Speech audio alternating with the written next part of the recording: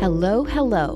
Welcome to Your Home by Design, the podcast where we talk all about our homes and how they affect our health and well-being. Some episodes we delve deep into the research and some we just chat. I'm Nico, an interior designer and researcher passionate about bringing forward the findings so that you can improve your lifestyle and well-being. Grateful to have you. Let's do this. Welcome to today's episode. So today's episode is called Making Better Design Decisions, Simple Steps to Improve Decision Making.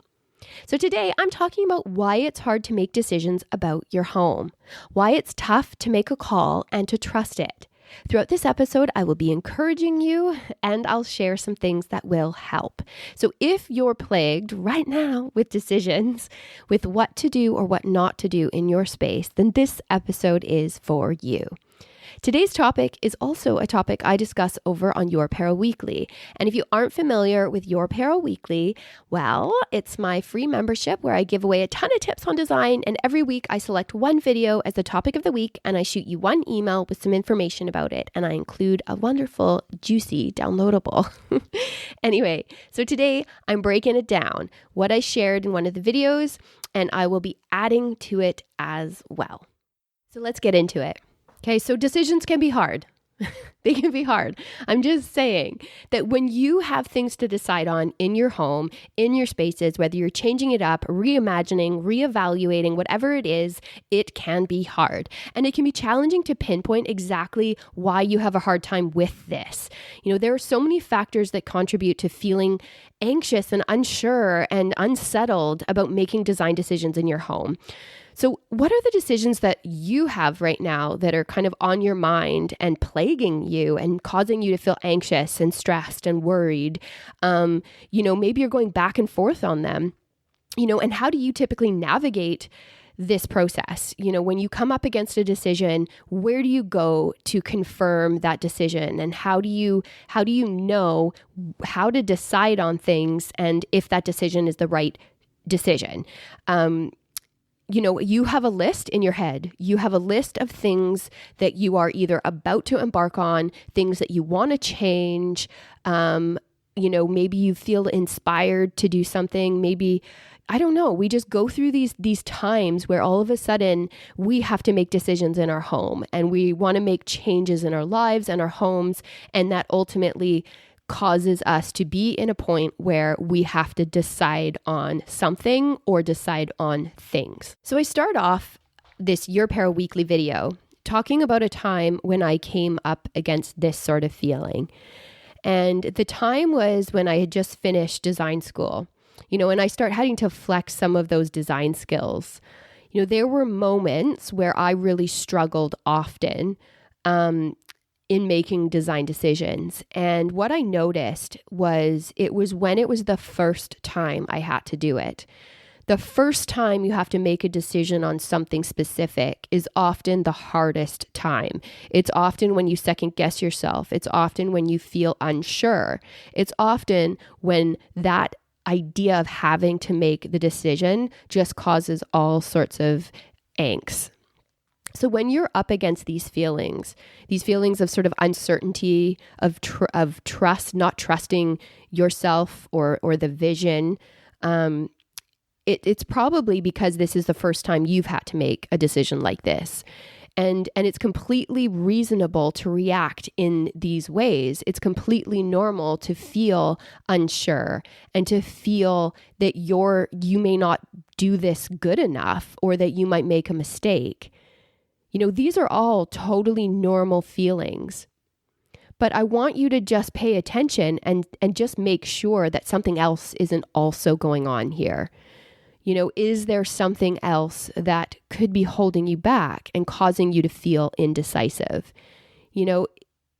Is it a fear of failing that's got you stuck?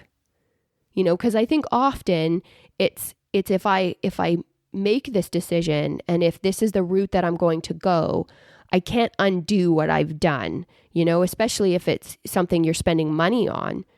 You want to make sure you're making that right choice, but is it the fear of making the wrong choice in terms of how your home might look to others? Just having to make a decision and be decisive when it's something that you don't feel confident in is fearful. But I just want to say, try not to fear this.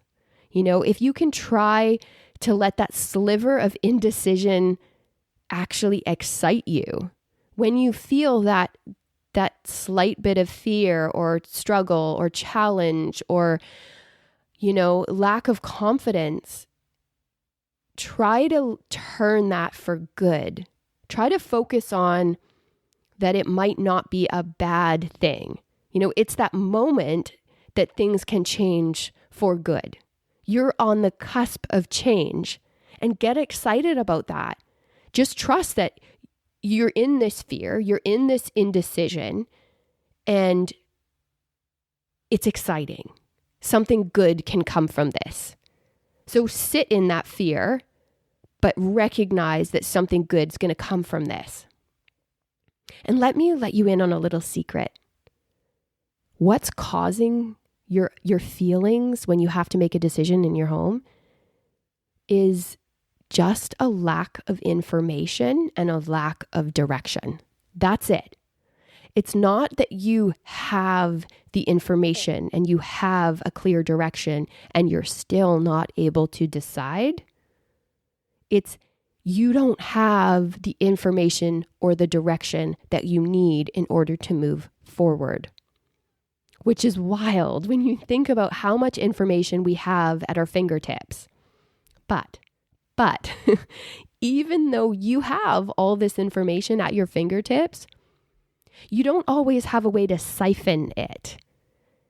And it ends up confusing you more than what you wanted it to do and hoped it would do.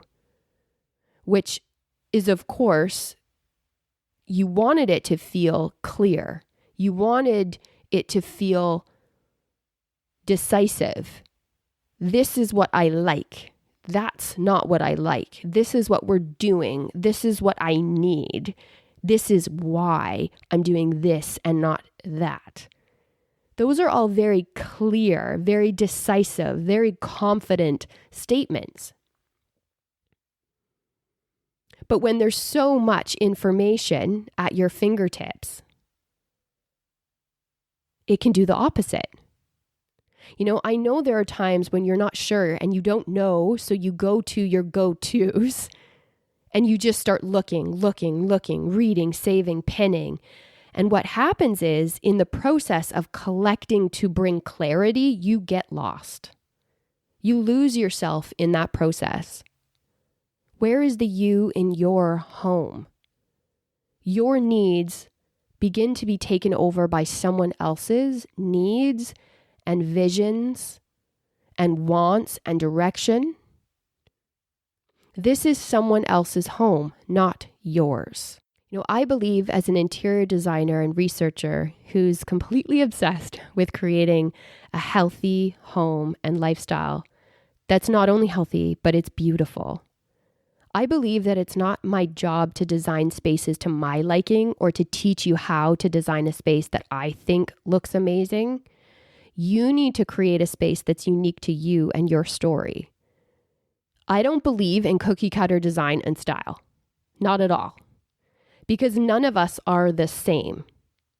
Our needs are different. I do believe that there are things that cause a reaction that we all need, like a place to unwind so you can de-stress, elements that cause you joy so you can experience gratitude and happiness, things that reflect back to you so you feel good and alive when you come into your spaces, connection to natural form because it relaxes you, things that mirror back your life stories, ways to feel inspired, ways to declutter so you can declutter your mind. This is stuff that research tells us. And you can make decisions for you that encompass these things because they are important and life-changing. But your space will be and should be different than that favorite DIYer or designer you follow. It just should be.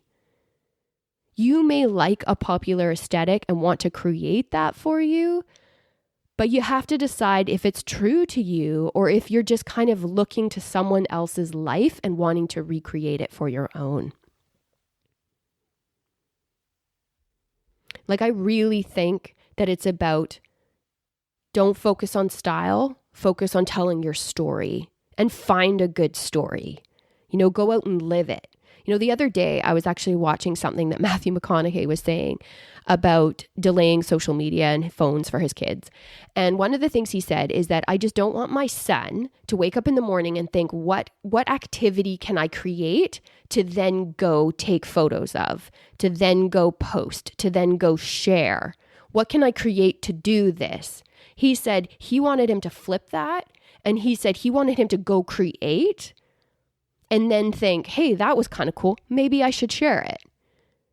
And that's where I think I stand in terms of interior design, is we should go live our lives and have these exciting experiences and find our interests and find our hobbies and then bring it home because it's what we love. It's because of who we are, because of how we live, because of maybe what we aspire to be, because we know that's true to us.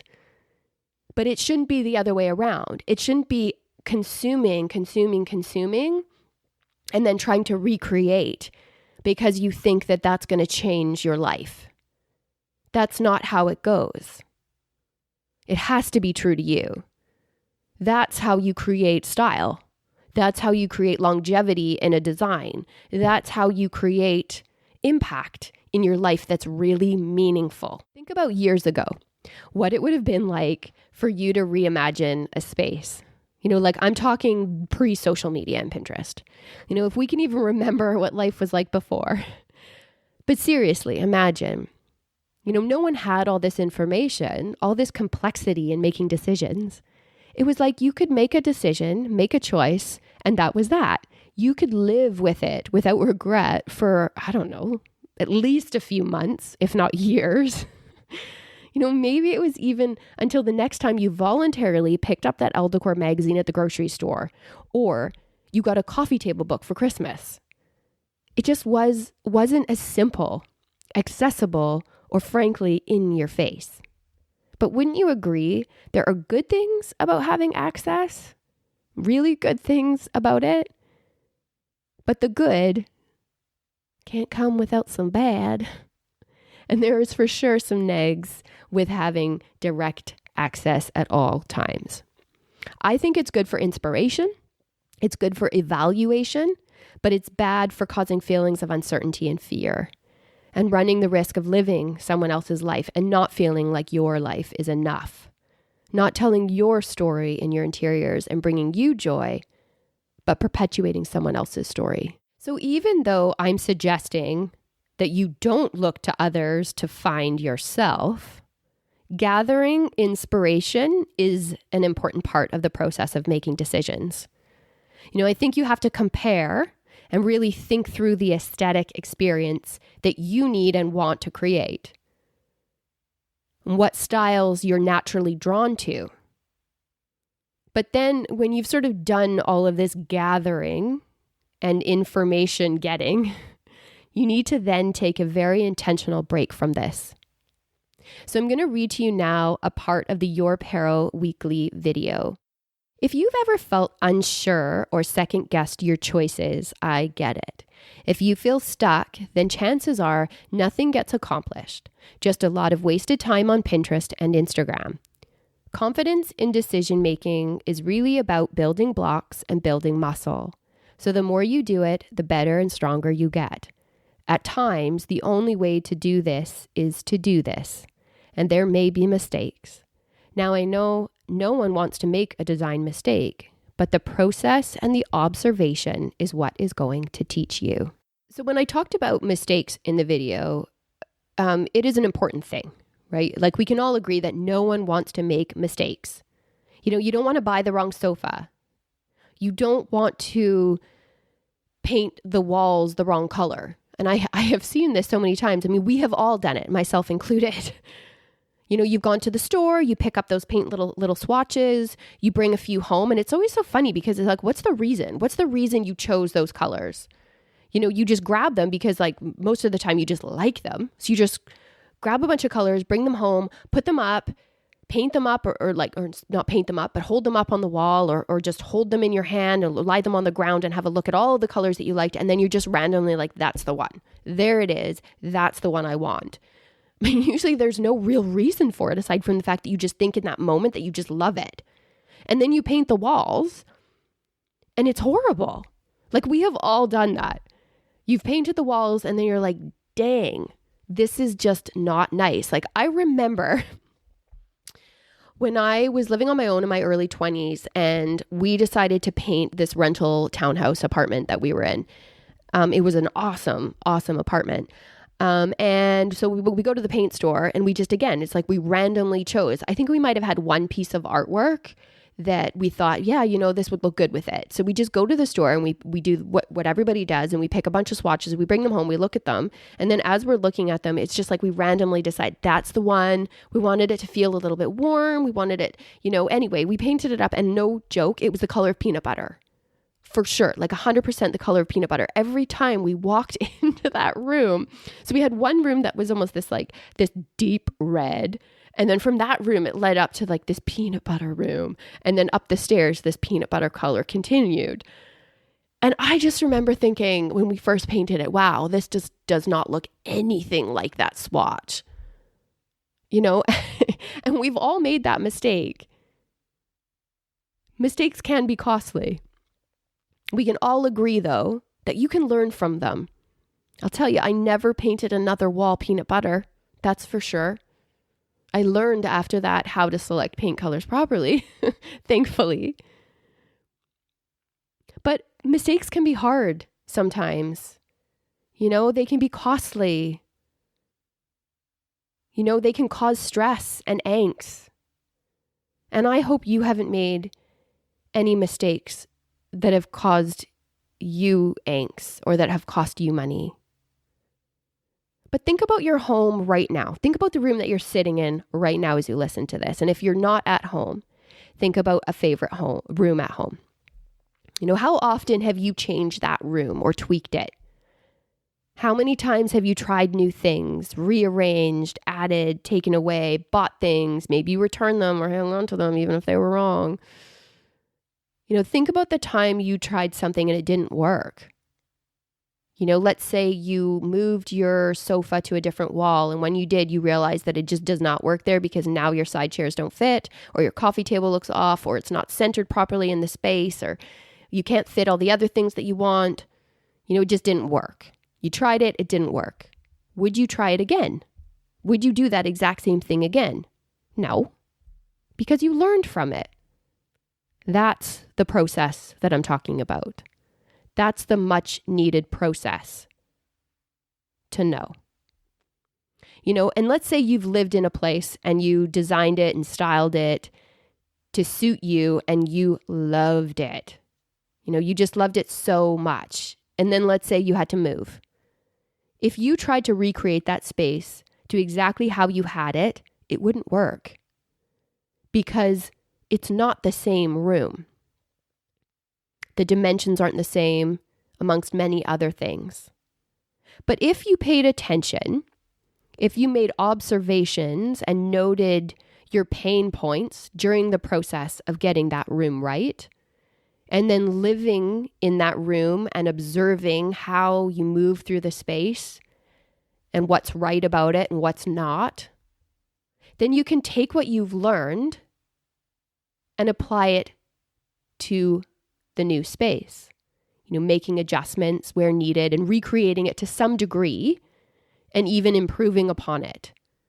Because no matter whether it's a room we're living in now that's not working or a room we've lived in the past that either was working or wasn't working, we can take that information and help us decide on what's best for a space, for us. Observation is crucial in decision making because we all evaluate our spaces constantly, whether you are trying to do it or not.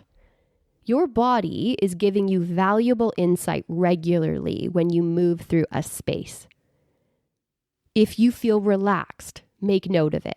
If you feel stress from something or are agitated by something, make note of it. And that can be anywhere. Yes, it's effective when it's your own home, especially when things aren't working and you feel angst from something, you feel frustrated from something, aggravated from something. It's always helpful when it's your own home because it provides an honest evaluation.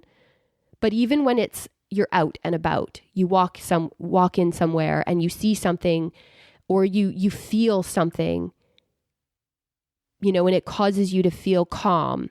It causes you to just feel alive or inspired. Make note of these emotions when you move through spaces. I remember I had an enemy in my home. And this enemy, this thing that frustrated me so much was a piece of furniture, this cabinet.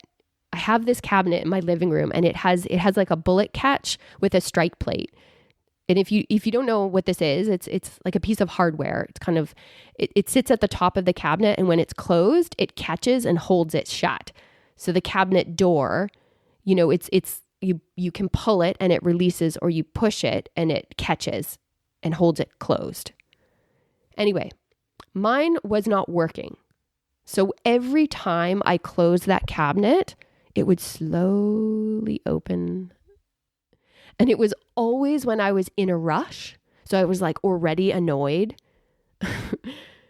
So I'd go to that cabinet, grab whatever I needed, shut it closed with some muscle because I'm like, this cabinet's probably going to open up. And it was like every time I closed it, I kind of had this level of optimism that this time it's going to stay shut. Like this is the time that it's not going to slowly creep back open. But no, it did every single time. I'd slam it shut and then I'd walk away and slowly it would open. Like it used to drive me crazy. It was so annoying. And I know that this particular thing sounds trivial, like you close something and it opens. But these are the experiences that can really, really aggravate you in a space. If these things continue and these things cause daily frustration because it's not functional, it's not working properly, or you haven't addressed a need, this can be how your body responds. Are you squinting your eyes at night when you're trying to read? Because you haven't really paid attention to the fact that your light levels aren't conducive to reading. So your body is physically squinting. Are you hunched over in your chair when you're watching a show and you're wondering why you're basically like you're not able to sit upright? Maybe you haven't thought about the support that you need in that chair, or maybe the dimensions of that chair just don't work for you. Our bodies tell us things as we move through space. When you get home, do your eyes go to a mess?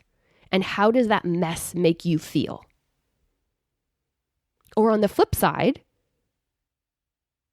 do you walk into your home and see something that you love and it just gives you a little bit of happiness and joy? Observe. Watch out for these things and pay attention to your observations. Pay attention to how your body feels, because ultimately, these help you make the right decisions. If you go into a store and you're buying a chair that you're going to read in, if you've paid attention to the chair that you have at home that you read in that doesn't work for you, then you're going to know, well, I need a chair that causes me to sit upright. Just having that information is going to help you make a decision. It's going to weed out a lot of possible options because a lot of things just aren't going to work for what you need. So this brings me to the next part of the video where I talk about attention And here's what I say. I'll just read it out to you. Here's my advice. Your brain needs to focus on one thing at a time. According to Dr. Amishi Jha, author of Peak Mind, our brains record the information of what we focus on. She uses this really cool example of a flashlight in a room, and what you point it to will be in focus and what will make the most sense. So make sure you are putting your complete focus on the task at hand. So attention is an interesting part of making decisions because we can use that attention for good, as I just said, to focus on the task at hand. So if we can gather information and inspirations and then switch the focus from external to what you've gathered, then this is when you use it to your advantage. You have to come to a point when making decisions where you stop the external input and point that flashlight to what's in front of you. And I actually say to compile all this information and print it out. Like actually print it out, physically print this out. And I know this sounds super old school, but it is an important part when focusing your attention to be very rigid on making sure you stay true to focusing, to making that decision. And it also helps to give yourself a time limit on external influences while you're making that decision. So the reason I say to print things out, is let's say that you just dump a bunch of stuff on a folder on your laptop, right? Then all of a sudden, as you're looking through the images on your laptop, it can be hard to compare them and look at them side by side. It can also be hard to stop those external influences because if you're still getting pings and whatever, or Pinterest is suggesting stuff to you, you're running the risk of actually being able to see that. Now, I'm not saying to okay, we're making a decision, let's shut off the world. I'm just saying that you have to make a decision. And if you're feeling wary about making that decision, then you have to do whatever you've got to do to help yourself in that moment. So if that's saying, I'm going into decision mode right now, I'm going to take 30 minutes to do this, then you're going to take 30 minutes and you're going to shut off the world. You're going to make that decision. So it helps. Let's say that you're going to select tile for your bathroom, and you've been endlessly, scrolling and looking at stuff and pinning, and you've got all this great stuff that you just love. So now you've got to cipher through it. You've got to look through it and really decide on your direction. Let's say it's a Wednesday and you're going to the tile store on Friday. Well, you got to figure this out. You've got to make a choice here. So if you print things off, or if it works for you to put them in a folder, stop the external influences, set that timer, and go through stuff. Start saying, where's the common things here? What's the common theme? Is there a common color? Is there a common style, texture, whatever it is? Just start looking, and try to really focus on what it is. Look at that bathroom tile. Of course, there's going to be other factors, because if it's a bathroom, is the size going to work? Is the whatever? But what it is it's saying, here's my inspiration. Here's what I love. I've got my appointment on Friday. I've set the timer. I've narrowed it down. And now I go meet with somebody. And now I say, here's what I love. Here's my bathroom plan, layout, elevations. Let's figure out what's going to work best. But you've already done the work to know ultimately what you're going to decide on in terms of color, in terms of style, in terms of various things. This really helps when you're making a decision. Because honestly, there will always be another room that you love, another light that you see, another tile that you love, another paint color, and another super chic looking room, another design trend that makes you question your style. It won't end. So you have to put parameters around this when you're making decisions. So put those blinders on and be mindful of this process. And to be honest, once you've made that choice, just stick to it. I know one of the things I try to tell my daughter is you are good at making choices. I try to instill in her to trust her choices. And this can be as simple as how she wants to wear her hair or what she wants to wear that day. And sometimes I really have a hard time. I'm not going to lie. I have to take a deep breath. I have to bite my tongue. But why? Why do I do this? And I'm not perfect at it, just saying. But it's because it feels good to know what you want, doesn't it? It feels good to be able to articulate your wants and your needs. It feels good to be confident in your decision and your process and where you stand. It causes confidence. It makes you happy. It often saves time and money. And people who are good at making decisions are often leaders. Another reason why creating a home for you is so important. Because a leader isn't looking to their left and their right. They are walking their life.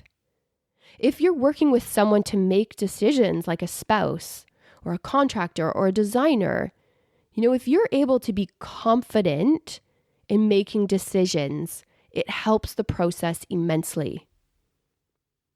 If you know what you like, or you trust what you say, if your contractor is presenting you with options, the option that you go with, you're going to feel good about. And I go on to say in the Your Pair Weekly video that to make small decisions first. If you're stuck, sometimes you just have to build momentum and just make a few small decisions to just get you going. And as I already said, it helps to set a limit on how long you're going to give yourself to make a decision. And when you've made it, move on and try not to think about it or weigh other options afterwards. There are so many things in our homes that we make decisions on, and you may have a really long list right now. Even as the holidays approach and you're inundated with holiday decor, whatever decision you are grappling with at this very moment, just remember, gather information to get direction. Don't look to others to figure out what you need. Analyze and critique your space first. Evaluate by learning from your experiences. Get focused and pay attention when making those decisions, putting those blinders on and building confidence. One of my final thoughts is that it's so important to be well rested before making decisions. Design decisions are not something to take lightly. They impact you each and every day. So you want to make the right decision and feel good about it. So make sure you're rested and ready. So I hope you enjoyed today's podcast. Before I go, I want to leave you with a couple quotes. The first one is, you cannot make progress without making decisions. If you want to see progress in your space, if you want your space to be made for you and not have this constant feeling of it's not there yet, then you have to make decisions and you have to make them in the best way possible. You have to set yourself up for success. The next quote is one by good old Tony Robbins. It's in your moments of decision that your destiny is shaped. Now, I love this one because, as you know, I stand by design that impacts your health and your well-being. Beautiful design that has positive effects on your body and your brain and ultimately shaping your life. So yes, it's in your moment of decisions that your destiny is shaped. We mold, we create, we carve out our spaces. Our spaces are impacted by the decisions that we make, and we are impacted by our spaces. So this is why I love this quote. Thank you for listening to today's episode. I hope you enjoyed it. Chat soon.